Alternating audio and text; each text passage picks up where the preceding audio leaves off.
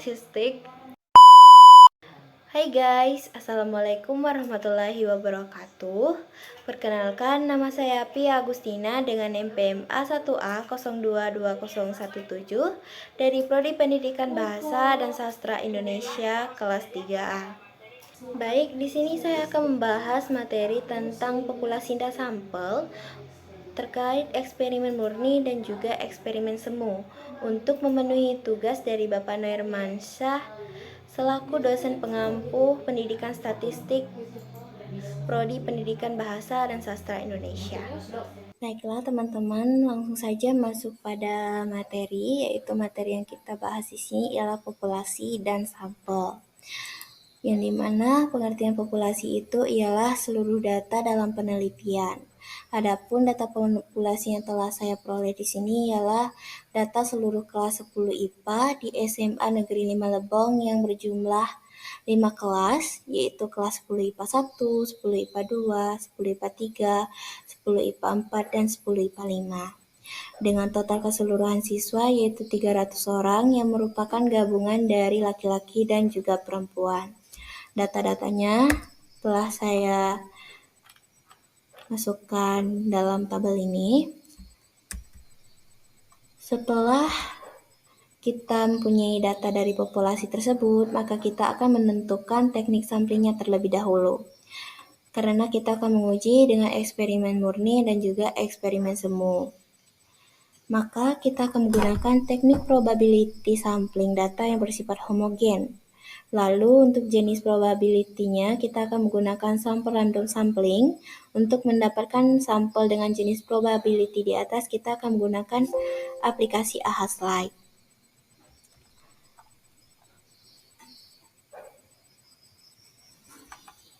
Nah, setelah saya menggunakan aplikasi ini, kelas pertama yang diterima itu ialah 10 IPA 5.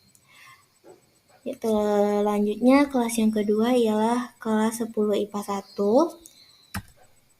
Nah, ini adalah data-datanya. Yang pertama itu kita akan menentukan jumlah sampelnya. Kemudian kita akan menentukan kontrol dan juga eksperimen.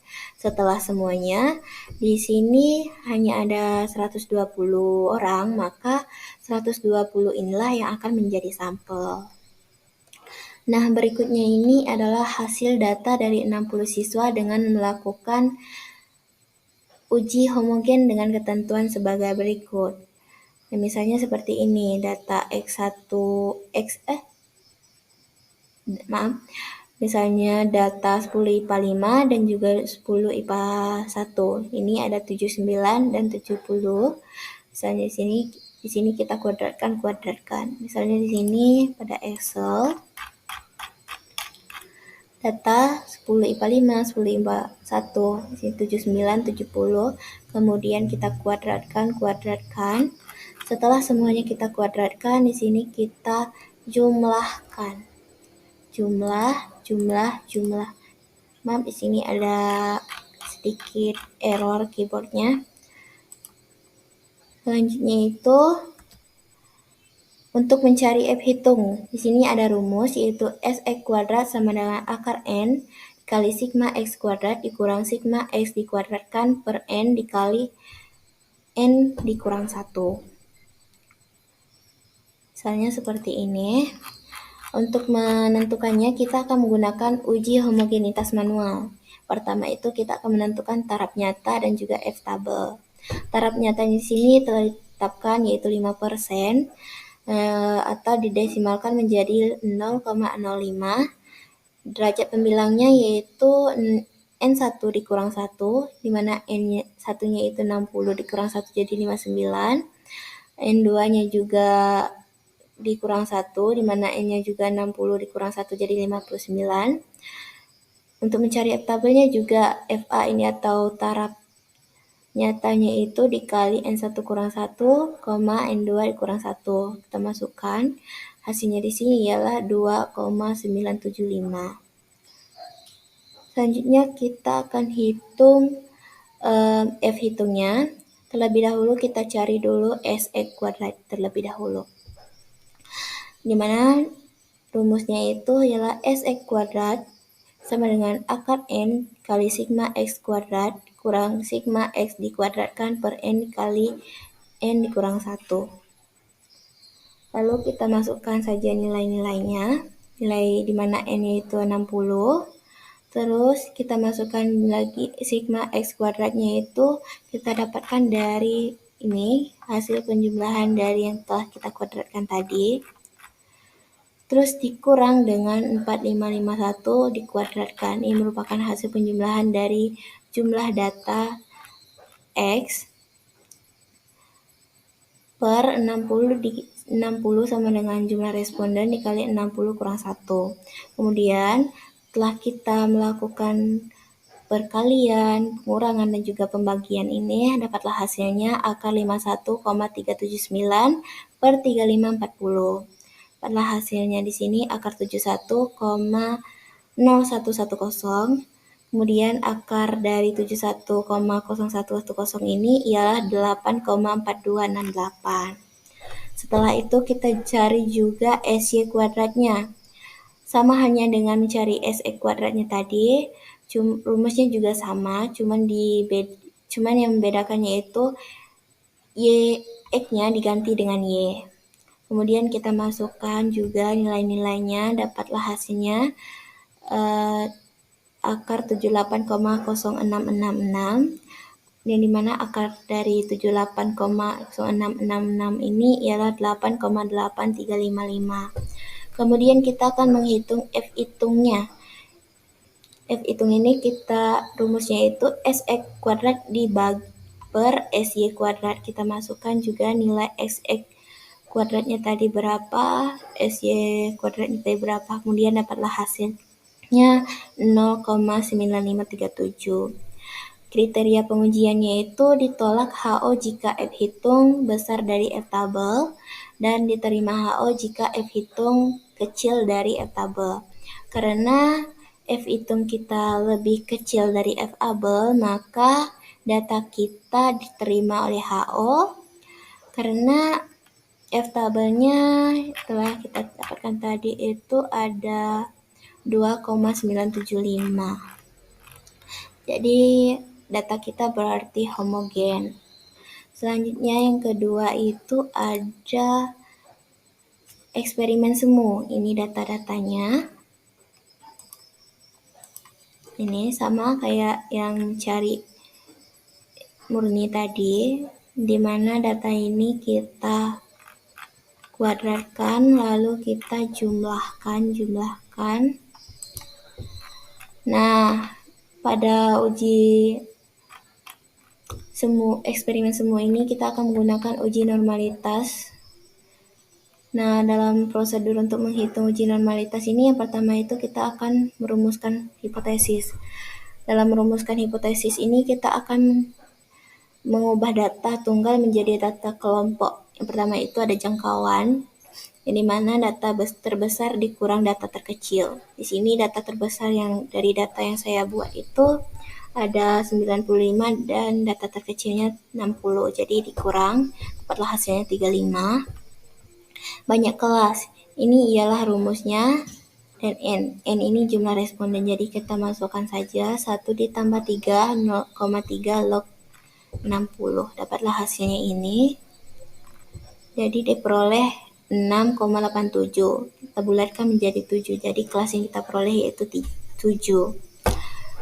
Panjang kelas ini itu jangkauan dibagi dengan kelas. Mana jangkauan kita tadi ada 35 dan kelasnya ada 7. Jadi dapat panjang kelasnya ada 5.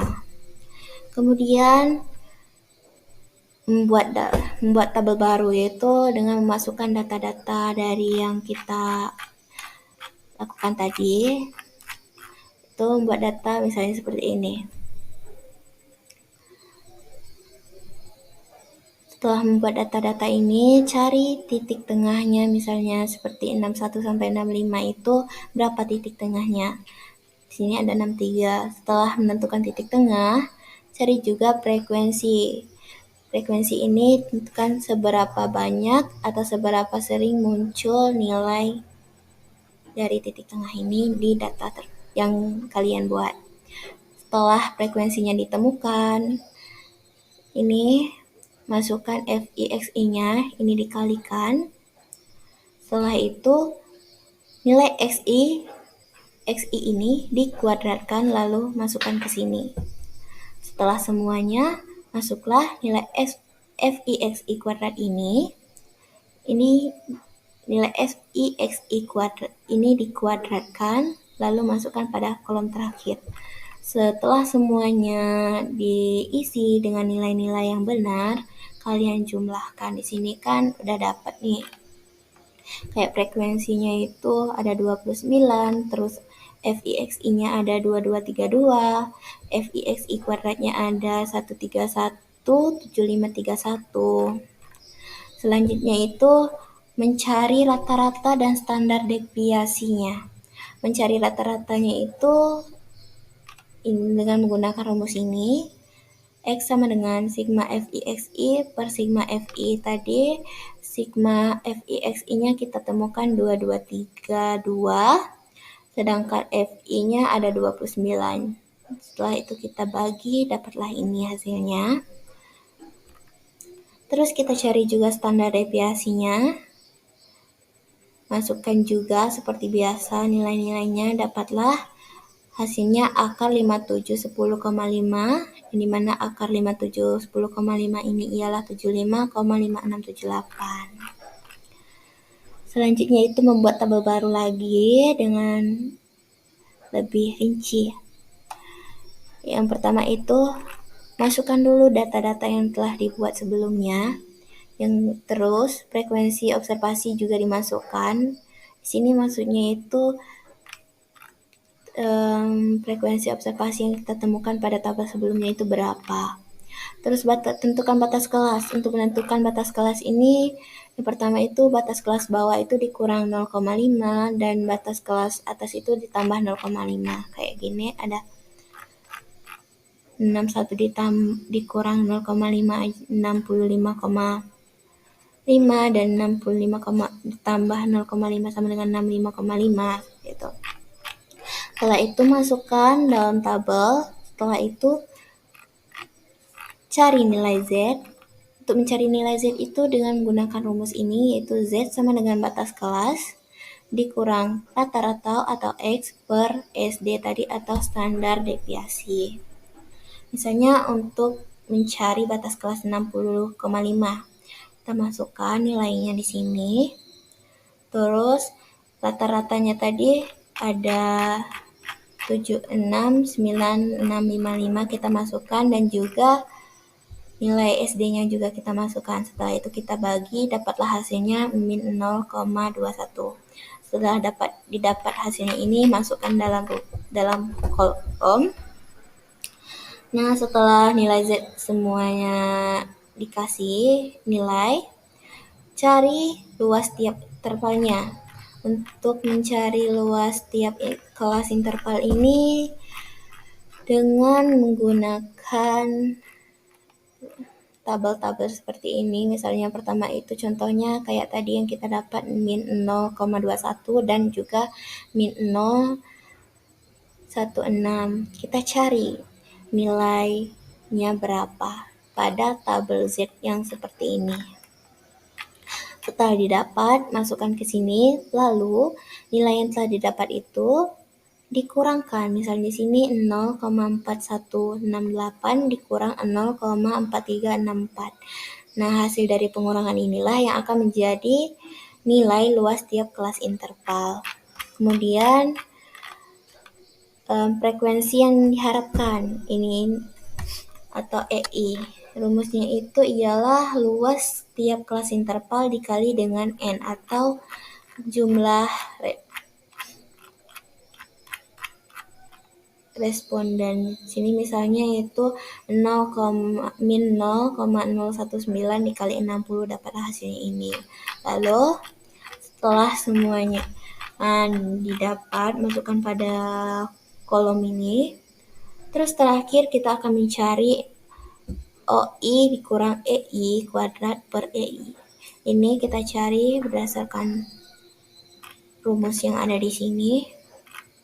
Terus setelah semuanya diisi lengkap, kita jumlahkan. Di sini misalnya kayak dapat 29 FI-nya, terus di sini juga dapatnya akhirnya 9,922. Seperti itu. Selanjutnya itu kita akan mencari derajat kebebasan atau DK, yang dimana rumusnya itu banyaknya kelas dikurang 3. Banyaknya kelas pada data kita tadi itu ada 7 dikurang 3, jadi hasilnya ialah 4. Selanjutnya itu taraf signifikan atau 0, dimana itu ada tarafnya tadi udah ditentukan, ada 0,05, di sini ada tambahan lagi ya, ada 0,01. Misalnya yang kita ambil di sini 0,01, maka X2 tabelnya adalah X2 tabel 1 dikurang taraf nyatanya tadi dikali DK. Terus di sini kita masukkan saja nilainya, dapatlah hasilnya X kuadrat 0,99 dikali 4. Ini daftar C kuadratnya, kita cari X kuadrat 0,99-nya pada baris keempat. Di sini ada 13,3.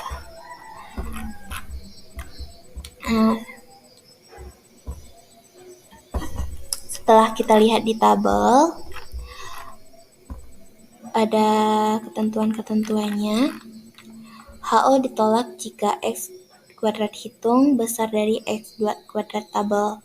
HO diterima jika X kuadrat hitung kecil dari X kuadrat tabel. Jadi kesimpulannya, X kuadrat hitung yang kita peroleh di sini adalah 9,92 ini. Terus untuk X kuadrat tabelnya tadi ialah 13,3. Jadi X kuadrat hitung yang kita peroleh kecil dari X kuadrat tabel yang sama itu. Sehingga data HO kita diterima karena lebih kecil dari X kuadrat tabel. Demikianlah penjelasan dari saya. Saya ucapkan terima kasih. Mungkin itu saja materi yang dapat saya jelaskan. Semoga dapat bermanfaat untuk teman-teman semuanya. Wassalamualaikum warahmatullahi wabarakatuh. Oh iya, buat teman-teman semuanya, jangan lupa like, share, dan subscribe.